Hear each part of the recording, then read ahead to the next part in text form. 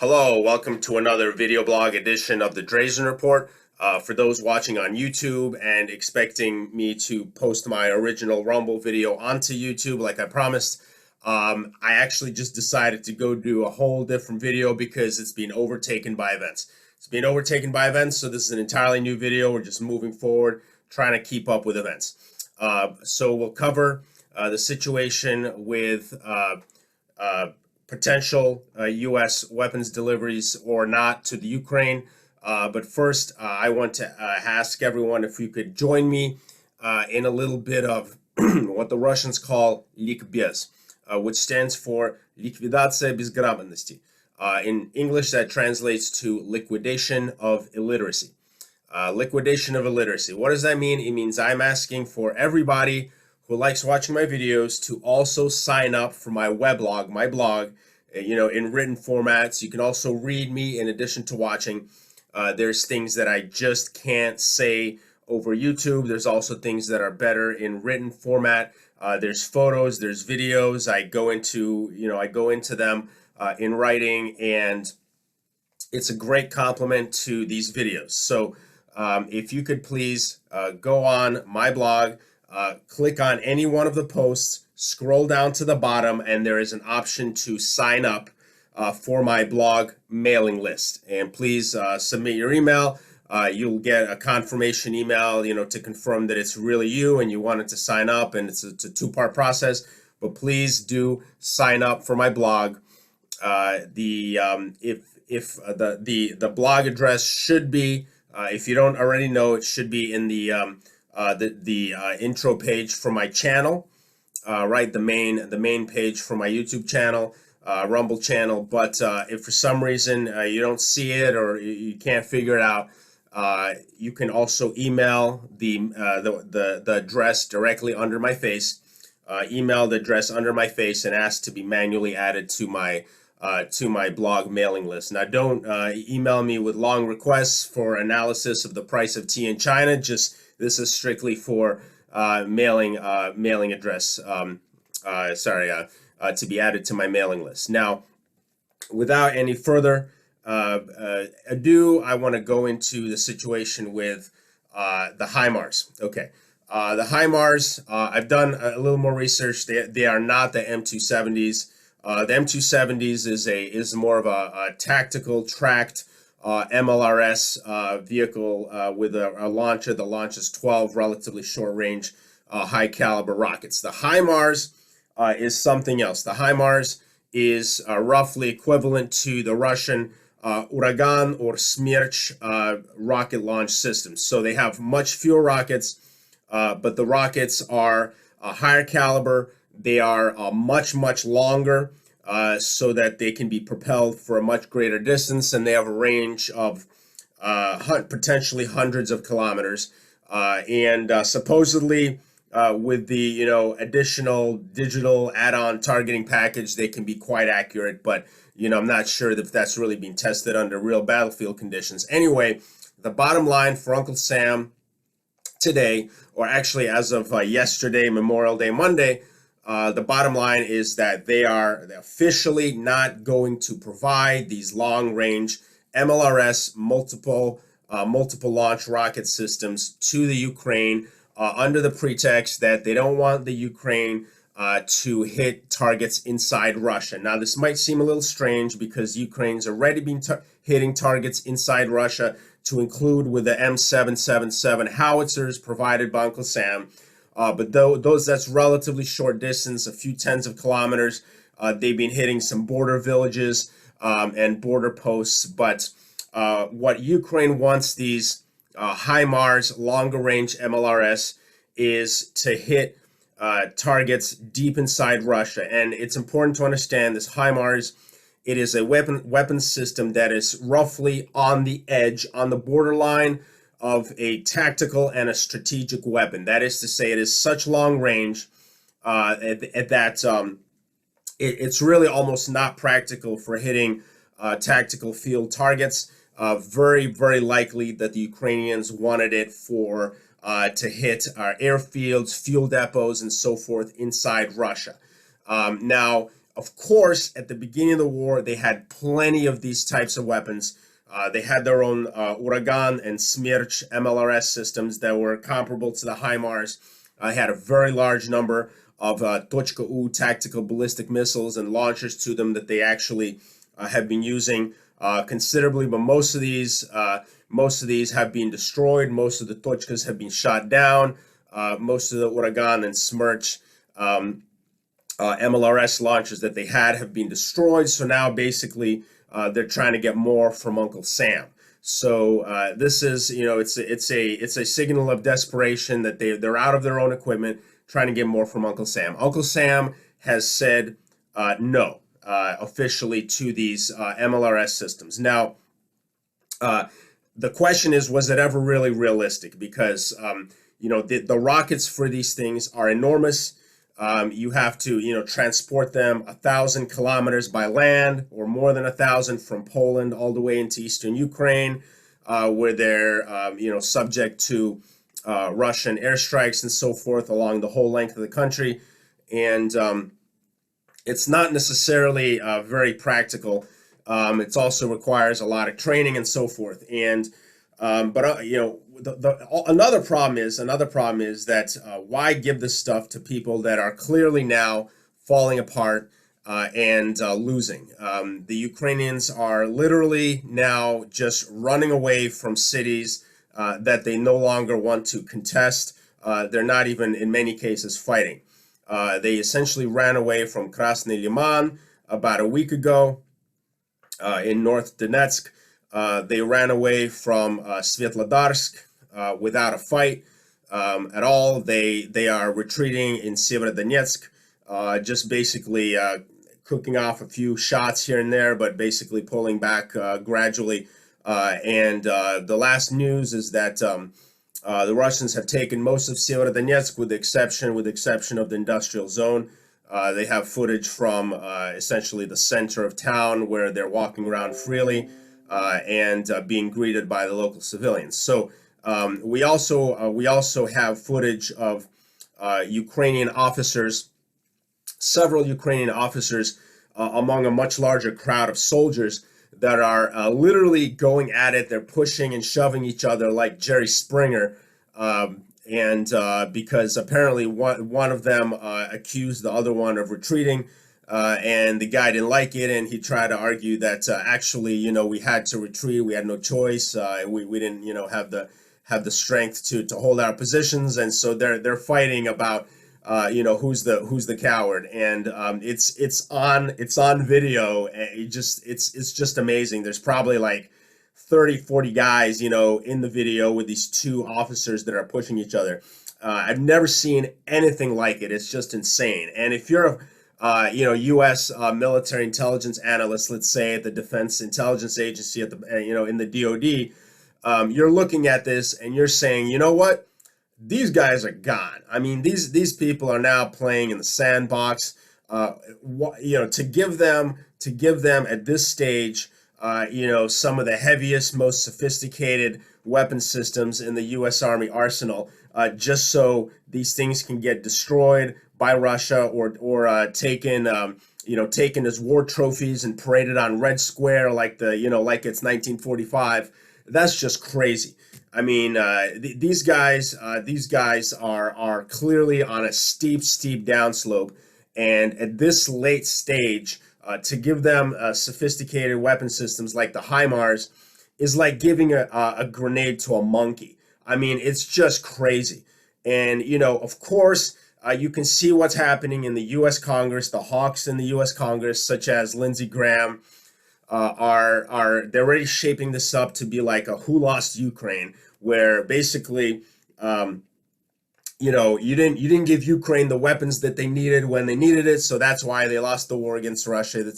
It's a pastime. It's a national pastime in the USA to play who lost China, who lost Vietnam, etc. And it's shaping up to be who lost Ukraine. But the fact of the matter is they just don't want to give. They have assessed the situation. Clearly they're helping the Ukraine as much as they think they can.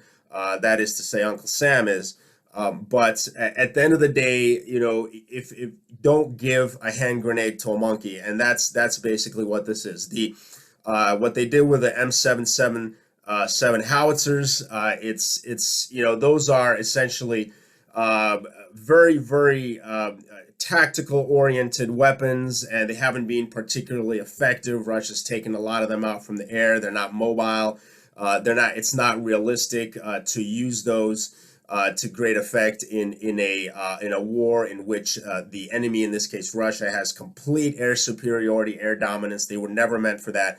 They were meant to pop off shots from a forward fire base, Vietnam style, against the Taliban in Afghanistan. But anyway, those are strictly tactical weapons. The HIMARS is, again, as I said, it's on the borderline of tactical and strategic, where these are much longer range, and what the Ukrainians want to use them for is to attack oil depots, airfields, and so forth, hundreds of kilometers inside Russia. Russia, that's a massive escalation, and they don't want it. They don't want it. Uncle Sam doesn't want it. Uncle Sam is also afraid of what Russia might do.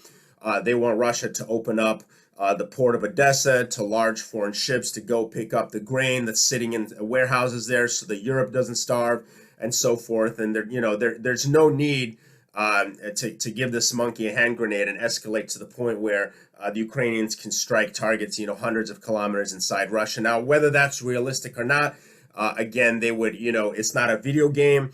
It's not just you have a gun with unlimited bullets and you never run out of ammo. I mean, these things would have to be restocked. The missiles would have to come all the way from Poland, over 1,000 kilometers east to the Donbass and the Kharkov province for use there in operations. But the missiles that these things shoot, I mean, are ridiculous. It's like they're like 15 or 20 feet long. There's 6 of them per volley or per launcher anyway.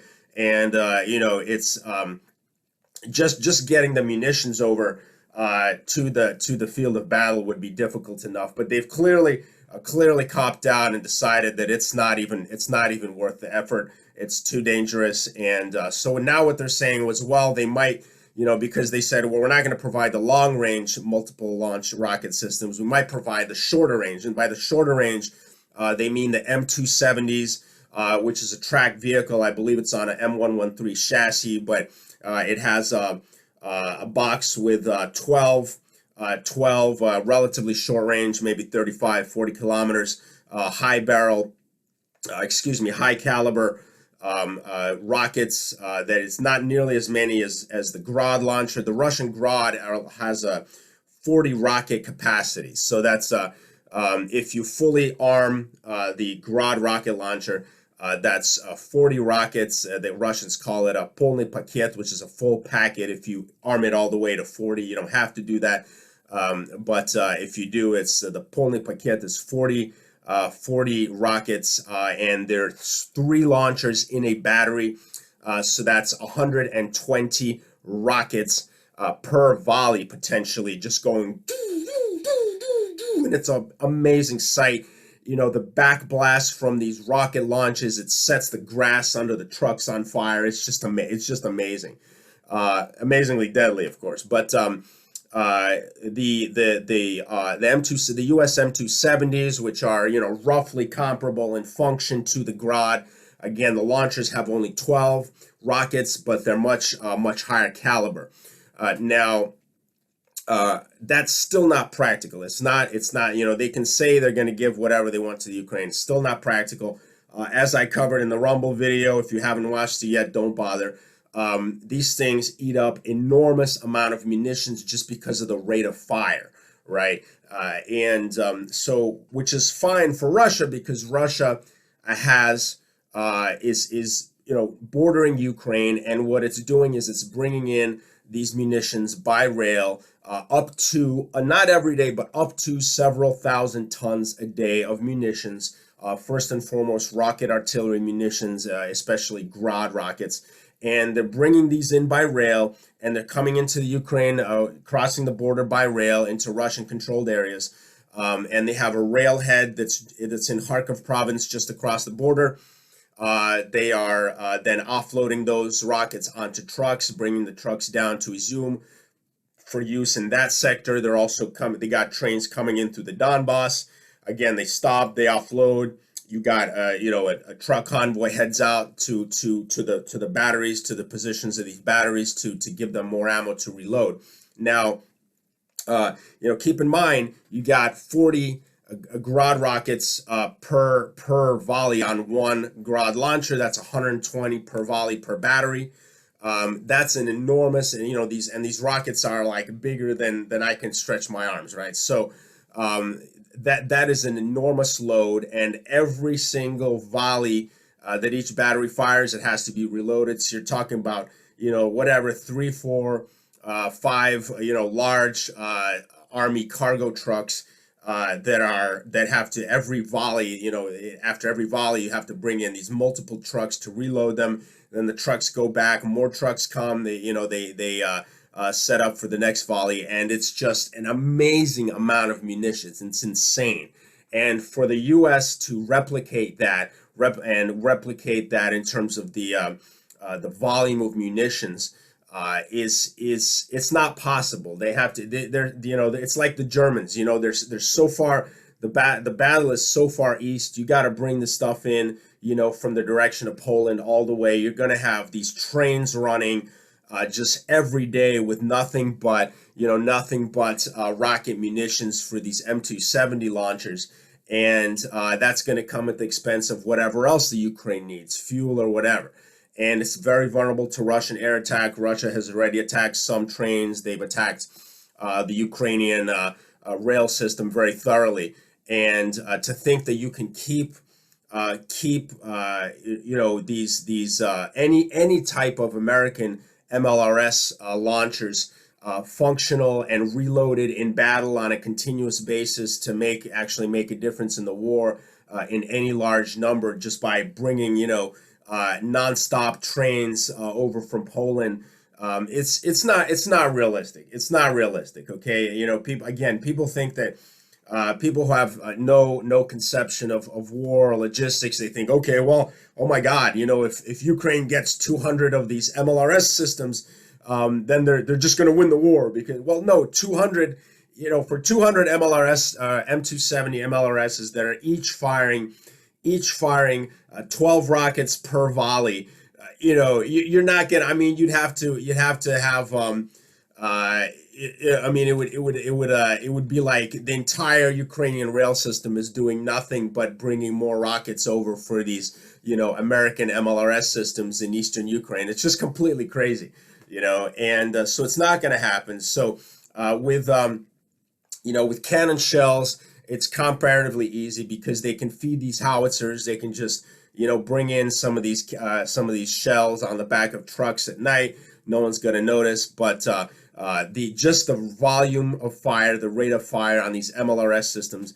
is insane, and they just gobble up munitions like crazy. And it's an order of magnitude, or several orders of magnitude, more munitions that would be required for these systems. So it's not practical. It's not going to happen.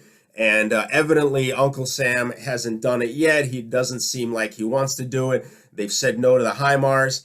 They're not going to bring the M270s in either, and just because it's not practical. And the howitzers and some comparable weapons from the European partners, it looks like that's all the Ukraine is going to get. And at this point, the Ukrainians are basically, every chance they get, essentially, they're abandoning their positions in the Donbass now. Almost everywhere where they're really hard pressed by Russia, they basically stop fighting and they retreat now. So it's the writing's on the wall. It's just a question of time. Mariupol had a huge effect, because once you saw these Azov guys surrendering, as I've covered this before, they were maybe not in practical terms, but just in terms of the mythology around them, they were the most elite unit in the Ukrainian military, essentially.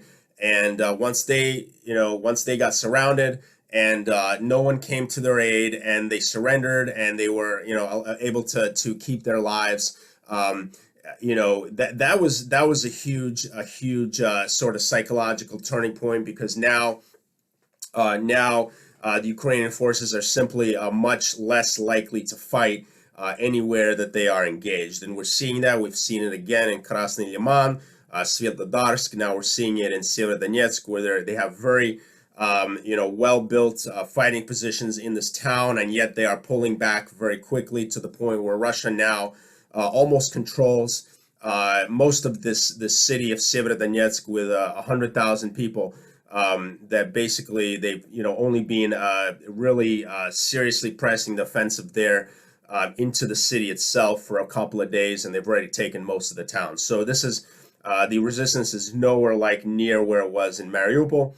And again, if you're a U.S. intelligence analyst looking at this and trying to advise your boss, the creepy big guy Lloyd Austin, if you should, is it worth giving more fancy weapon systems to the Ukraine, you got to really think that they're not gonna at this stage, they're not gonna use this stuff. It's gonna be destroyed, or it's gonna fall into Russian hands.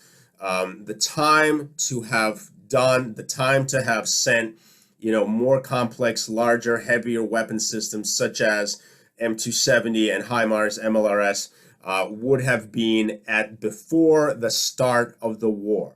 Now it is too late. It's like you're trying to, it's basically, we have a expression for this for those who are not American. It's a day late and a dollar short.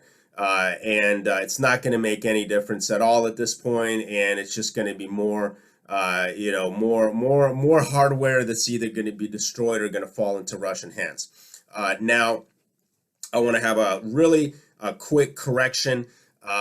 In my Rumble video, for those who saw it already, I referred to it was the Russian version of multiple launch rocket systems.